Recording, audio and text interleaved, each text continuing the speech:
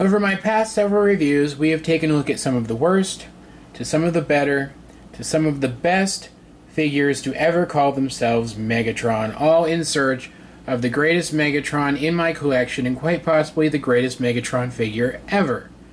Today, it is finally time for us to crown the winner of Megatron Week, but first, we are going to take a look at a few honorable mentions, a few random Megatrons that exist in my collection who simply did not place on this list.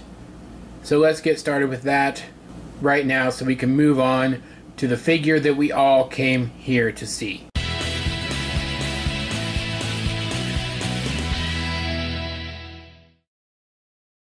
The Megatron Creon from the Battle for Energon 2-pack with Optimus Prime. The set came with this Creon and an Optimus Prime Creon, and both of them are very cool.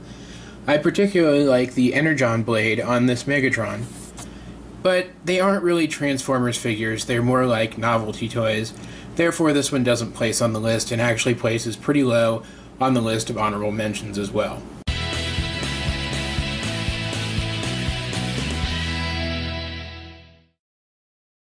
Creo Megatron from the Battle for Energon 2-pack with Creo Optimus Prime. This is a more recent Creo, not nearly the most recent though. And in fact, I really enjoyed this Creo, even though I'm not a huge fan of the line overall. In fact, I liked the line so much that I searched and searched, hoping to find another copy of it, just so I could have the characters in their vehicle modes as well. Sadly, I never did, and therefore I will not be showing you the vehicle mode associated with this character, because frankly, I find it too time-consuming to disassemble the figure completely just to put it back into vehicle mode. And frankly, that's why this figure didn't even place on the list. As you can see, he's got a decent size to him. There's my hand. He's pretty big. He has some good detail, a great Megatron head sculpt, and a really cool weapon. He may have actually placed on this list if not for the fact that he's not actually a Transformer. And that's really my fundamental issue with the Creo line overall.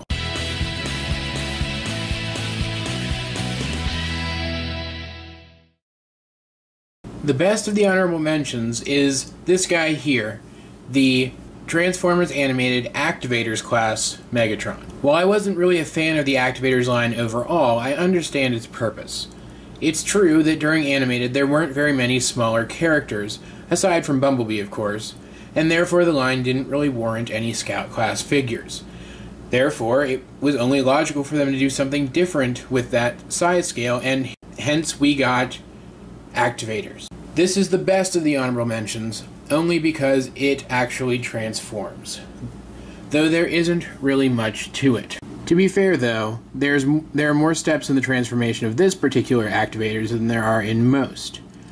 First, we open up his arms, otherwise they'll get in the way. Then we come onto his back, and we pull this switch here, which flips everything into place. Finally, we fold out his feet and split his legs. Very, very simple. And as you can see, he actually ends up being a very, very cool looking little Megatron. So why does he not place on the list? Well, it's very simple. While he looks good, and in fact has some fantastic sculpting on him, he doesn't have any of his weapons. And, well, frankly, he's too small. That is him next to a Creon.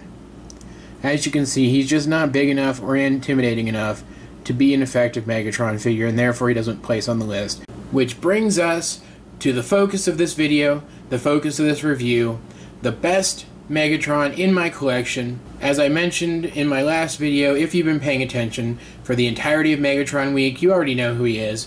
And in fact, I think it should be pretty obvious because he is a fantastic toy, and I'm sure all of you know that already. So let's bring him in and take a look at him right now. Transformers Animated Leader Class Megatron. That is right, the figure that has been in the background of so many of my reviews throughout Megatron Week is the winner of Megatron Week, and I am going to show you why. The animated line came to be very famous over time for having supremely accurate looking figures in the lines. And Megatron here is really no exception. His vehicle mode looks almost spot on how his vehicle mode appeared in the series. And I'm not going to lie, that is a huge point in favor of this figure. Also, as you can see, this mode is massive. It is just enormous. For a quick size comparison, here it is next to Activator's Megatron, which is about Scout class size. And here it is next to a deluxe class figure that I happen to have on hand. Megatron looks gorgeous. He looks big, he looks grand, he looks intimidating. There really aren't very many negatives to talk about regarding this mode of this figure. It looks great, it's a heavy toy, and it's covered in amazing details. Here you can see in his cockpit some fantastic mech details, which were prevalent throughout the animated line. You can see intakes, you can see more intakes. His tail section is very well designed, and his rotary blades do move in unison with each other, allowing for some added play value. Not only that, but his color scheme is just fantastic. This is a Megatron color scheme with the dark grays, the dark reds, and the blacks.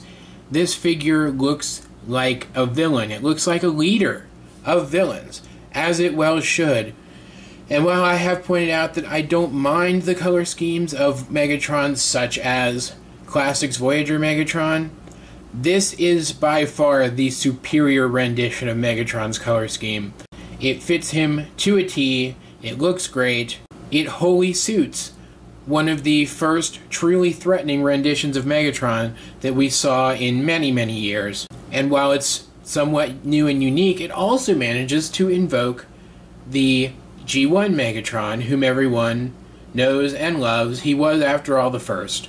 In fact, one of the things I love the most about this vehicle mode is that while it is a completely different configuration than the Generation 1 Megatron, it actually manages to invoke that character's alt mode. It's sleek, it looks functional, and it has this giant weapon on it. And while that giant piece on the original Megatron was a sight and not a weapon, it does feel similar enough that I think that this character does a good job of doing exactly what he was meant to do and invoking the original G1 Megatron without being the original G1 Megatron, because as we know, one of the other things that can be known about Animated during its run was that it wasn't entirely a show on its own. It drew heavy inspiration from the Generation 1 series. This Megatron does have some additional features, though I have long since lost the missile that came with him. If you cock his weapon back and then push this switch here, the weapon will fire. And he does have sound effects. Pressing the Decepticon symbol on his underbelly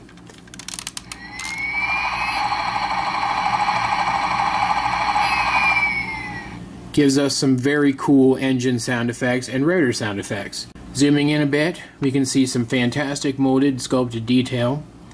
Some great detail on the blades, some great silver paint on the blades.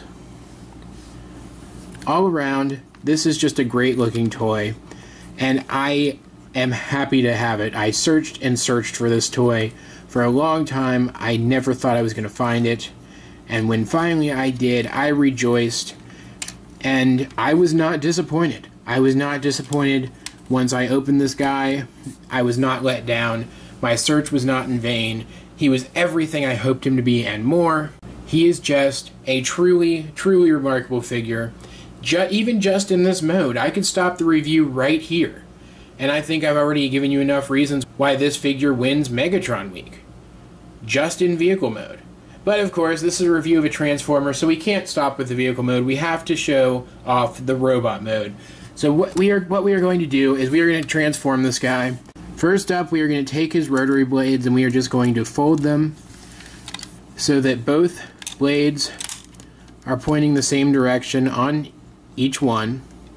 Next, we are going to remove them from these slots where they sit. Pretty simple. And it gets them out of the way, which is really the most important thing.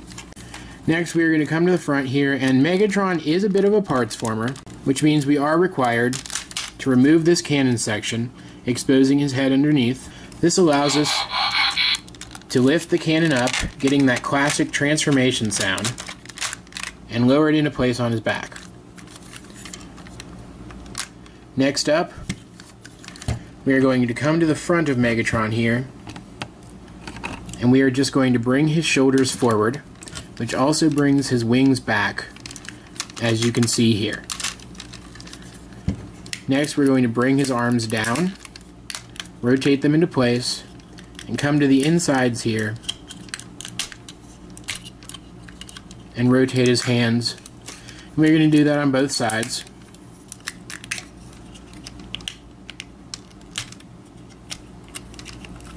And his hands are a bit difficult to get out of there, but if you have a little bit of a nail, it's not really that hard.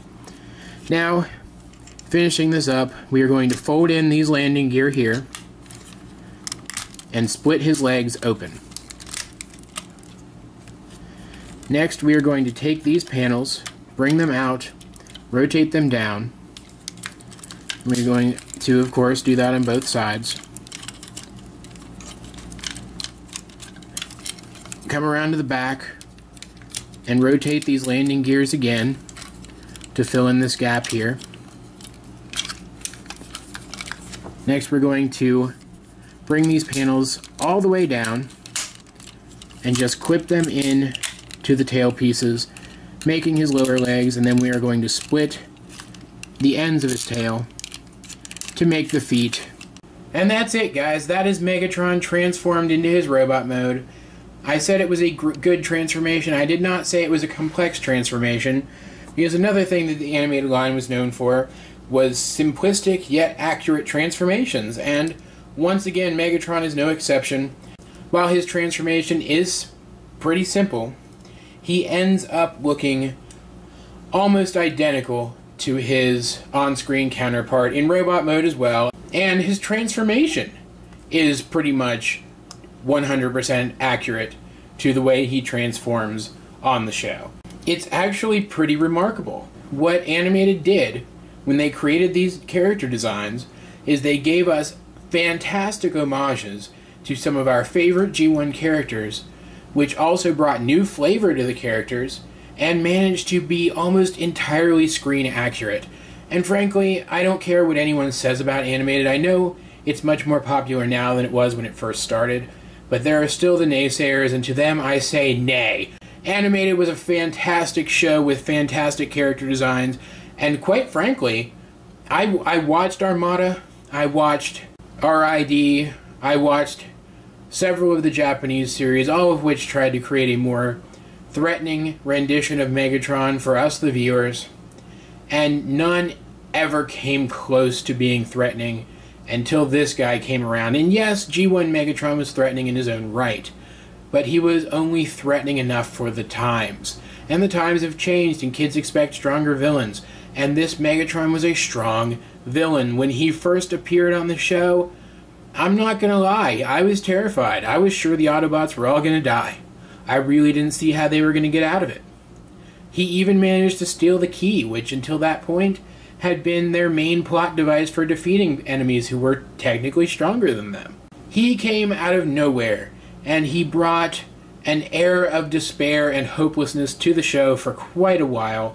It took a while for this Megatron to stop being intimidating, as much as he actually did stop being intimidating. This Megatron remained an intimidating, threatening, strong villain all the way up until the end of the series. This Megatron even killed Starscream.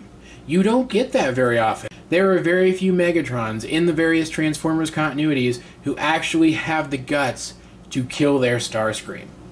This Megatron was one of them, and he did it in a fantastically brutal way. And this was a relatively threatening version of Starscream as well, who actually remained a threat beyond the time of his death.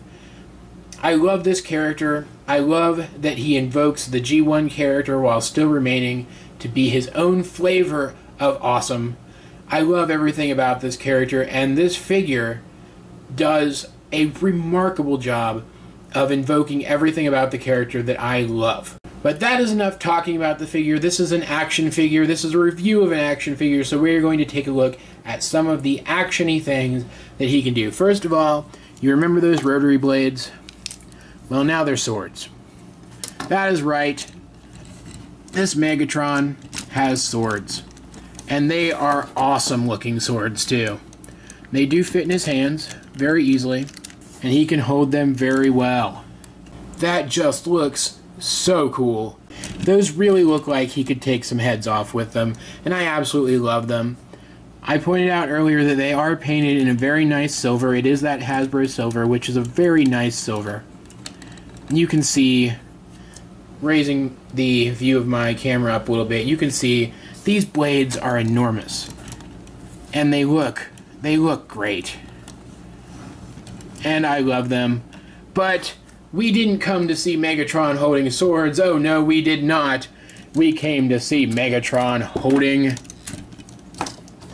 a giant gun. And this Megatron does it well. As you can see, there are some grooves in his arm, and there are some grooves inside this cannon piece. You simply slide groove over groove, and it snaps right in. And now you have Megatron with his giant cannon of awesome.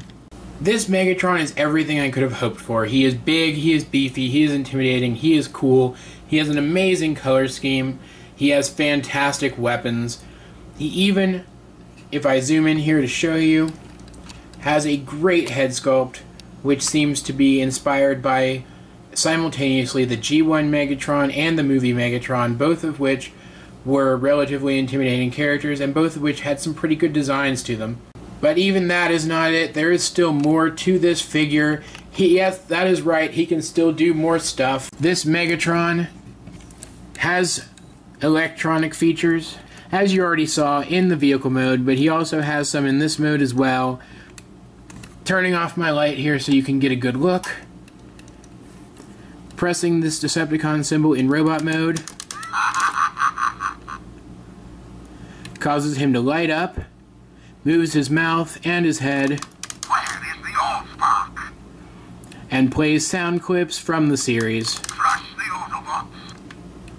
And frankly, what more can you ask than that? That is just very, very cool. And I love it. I love every minute of it. And that's still not all. There is still more that this Megatron can do.